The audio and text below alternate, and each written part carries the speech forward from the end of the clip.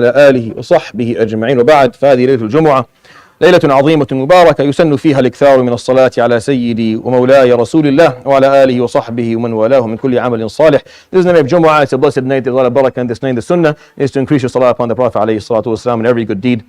We continue inshallah the recitation of a hadith from الشمائل المحمدية written by Imam Abi Isa Muhammad ibn Isa ibn Sawrata al-Tirmidhi rahmatullah alayhi radiyallahu anhu, and he obviously is the author of al-Jami' or Sunan al-Tirmidhi as it is known by, and it's one of the most famous books of hadith. And he from his collection he wrote this book called الشمائل المحمدية, where he would describe the Prophet alayhi salatu wasalam in different ways.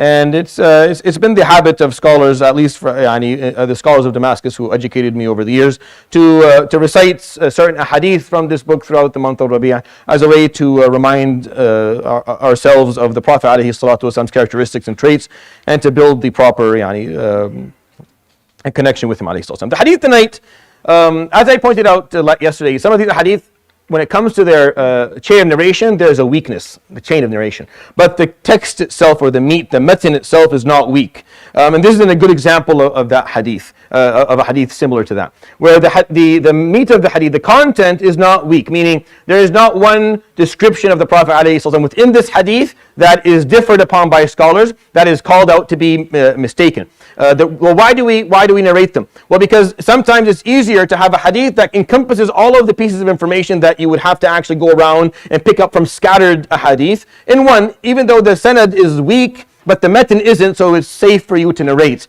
When is it unsafe to narrate a hadith that is weak? When the weak hadith has within it an Islamic concept that is not verified by authentic sources. Now this is, I don't want to turn this into a hadith course, these khawatir, but that's when it's a problem. To narrate a weak hadith is a problem when the weak hadith has within it a piece of information that is not verified by authentic sources, and it's adding to the volume of knowledge that we have. So you're adding a piece of knowledge that is not authentic, and you have no way to verify it. That's a problem. You can't validate it from authentic sources. But when the hadith itself, a weakness to its chain of narration, but the content it's not adding anything. If anything, is just bringing things together. And none of the scholars who studied the hadith actually see the wording to be weak or to be problematic, then it's safe to narrate. Which is why Shaykh Abdullah Sirajuddin rahmatullah alayhi, I don't have his tahqiq of this book, but he would claim that all of the hadith in this book are safe to narrate. They're safe to share because there's nothing within it. And if Abu Isa Tirmidhi rahmatullah alayhi thought it was safe to share, then who am I to make a fuss? So this hadith, I'll read it, and then you'll understand there's a little bit of a story to it.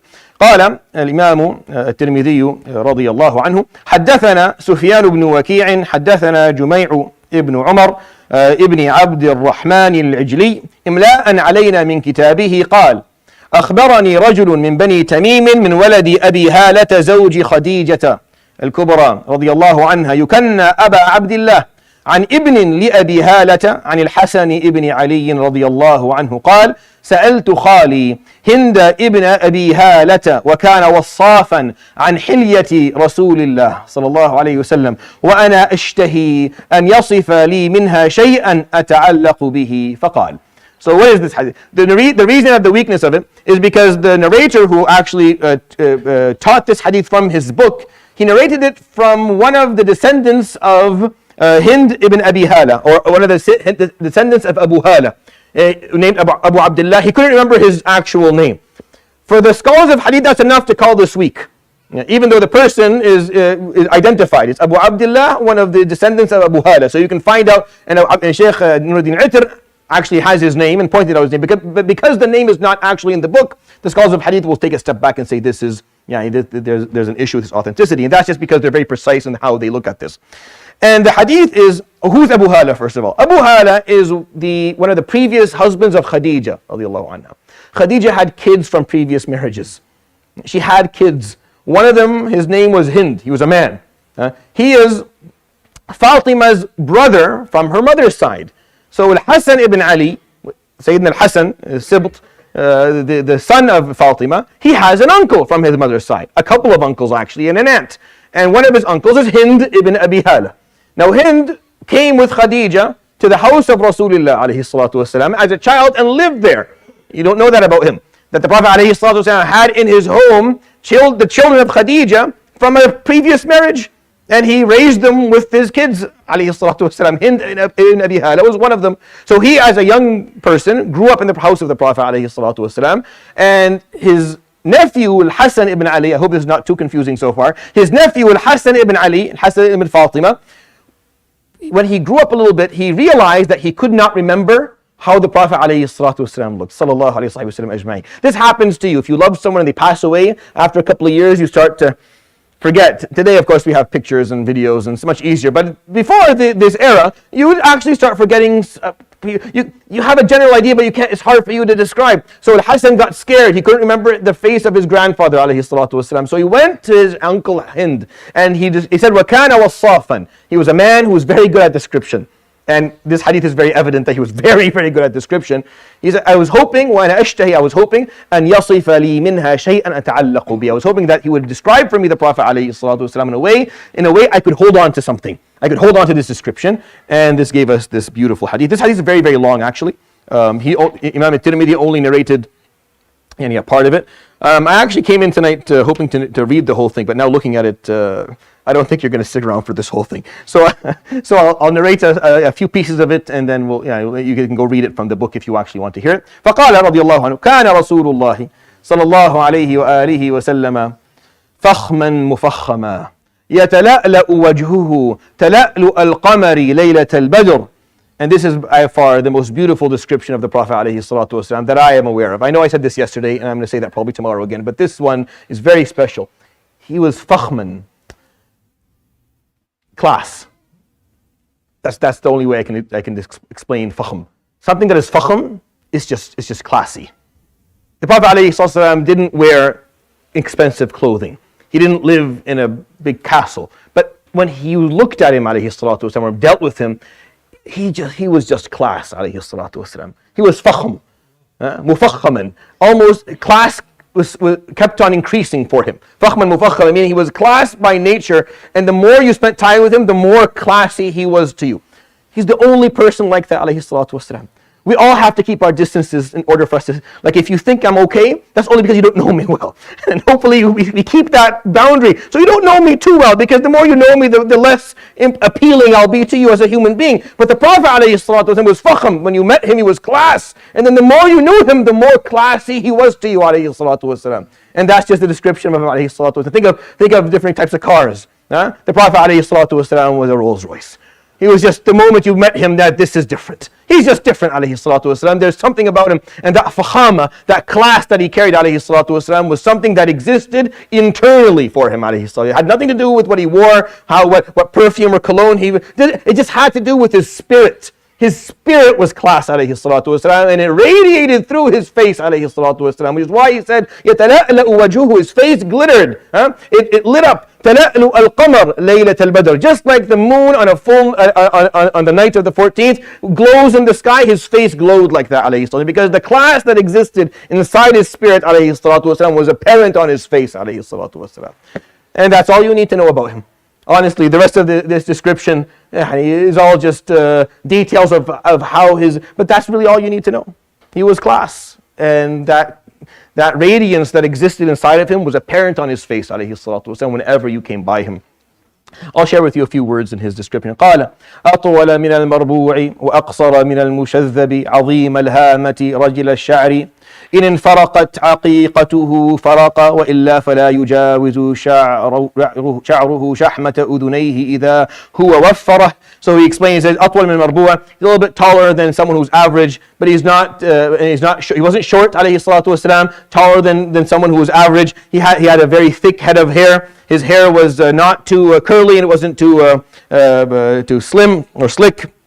If he was able to part his hair, he would. Aside from that, his hair would not go beyond his earlobe. if he wanted, if he went for a long time without cutting it. أزهر اللون واسع الجبين أزج الحواجب سوابغ في غير قرن بينهما عرق يدره الغضب أقنى العرنين له نور يعلوه يحسبه من لم يتأمله أشم كث اللحية سهل الخدين ضليع الفم مفلج الأسنان أشنب دقيق المسربة كأن عنقه جيد دمية في صفاء الفضة معتدل الخلق بادن متماسك سواء البطن والصدر عريض الصدر بعيد ما بين المنكبين ضخم الكراديس أنور المتجرد موصول ما بين اللبة والسرة بشعر يجري كالخط عالي الثديين والبطن مما سوى ذلك أشعر الذراعين والمنكبين وأعالي الصدر طويل الزندين رحب الراحة شثن الكفين والقدمين سائل الأطراف أو قال شائل الأطراف خمصان الأخمصين مسيح القدمين ينبو عنهما الماء إذا زال زال قلعا يخطو تكفيا ويمشي هونا ذريع المشية إذا مشى كأنما ينحط من صبب وإذا التفت التفت جميعا خافض الطرف نظره إلى الأرض أطول من نظره إلى السماء جل نظره الملاحظة يسوق أصحابه ويبدأ من لقي بالسلام صلى الله عليه وآله وصحبه وسلم. Yani, these are beautiful.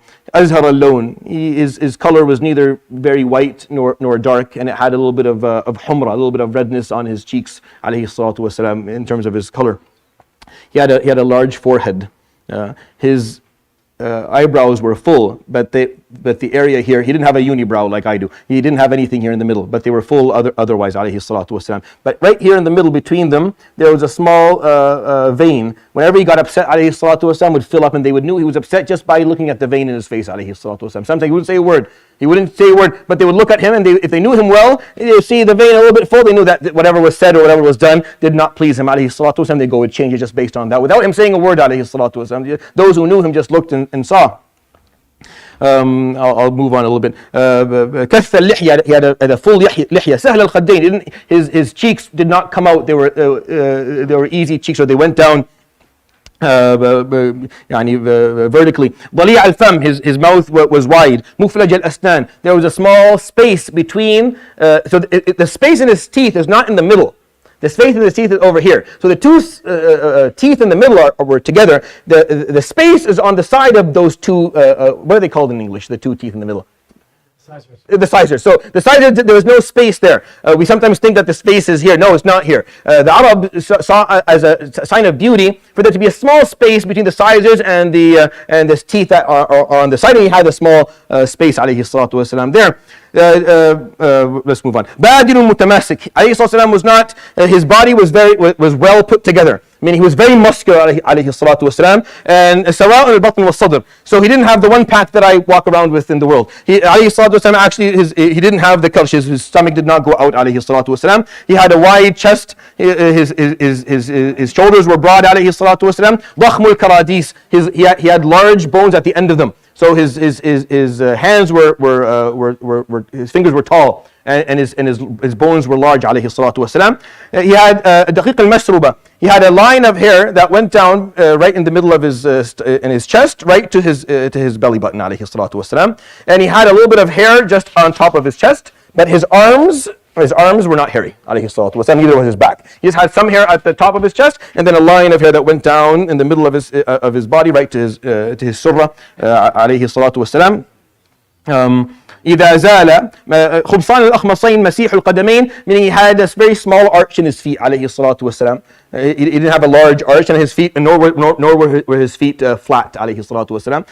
إذا زال زال قلعا. Whenever he walked, whenever he got up for something, he got up with enthusiasm. Like he moved towards things with energy. Like you felt his energy when he moved towards anything. That is زال قلعا. يخطو تكفيا. And he walked with a certain rhythm to him, alayhi salatu wasalam, and it's almost as if he was kind of walking downhill. كأنما ينحط من صبب. You felt like he was always walking downhill, alayhi salatu. He was always a little bit, he had to keep up with him. The Muslim Sahaba had to kind of move himself to keep up with him, alayhi salatu wasalam. يمشي هونا, but he walked with humbleness.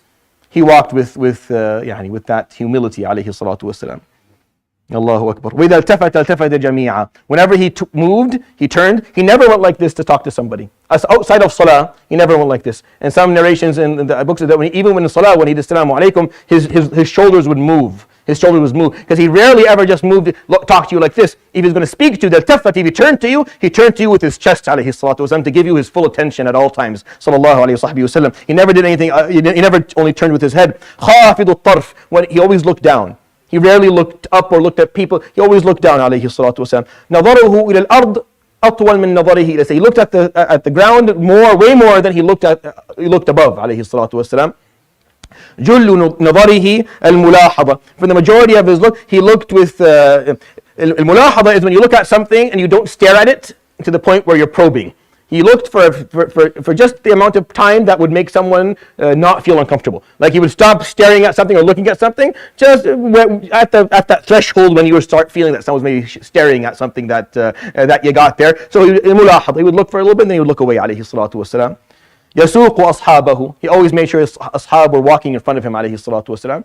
وَيَبْدَأُ مَنْ لَقِيَ بِالسَّلَامِ. Whoever he meets or whoever he sees, he gives salams first, always, alayhi salatu wasalam. And that was the description of Hind ibn Abi Hala. And I moved, with tasarruf, I made some changes just because it's very long. Now, the continuation of this hadith that's not in the book is where Al-Hasan asks him a little bit more. He tells him, صِفْلِي مَنْطِقَ رَسُولِ اللَّهِ. Talk to me, tell me how he speaks. صِفْلِي مَجْلِسَ رَسُولِ. Tell me how his majlis was. And then Al-Hasan goes and he talks to Sayyidina Al-Hussein. He wants to brag that he knows things. And Al-Hussein tells him, I already asked him about that. I actually asked him an extra thing. And then he tells him. And it's a very long hadith, but I thought this would be worthy of sharing with you.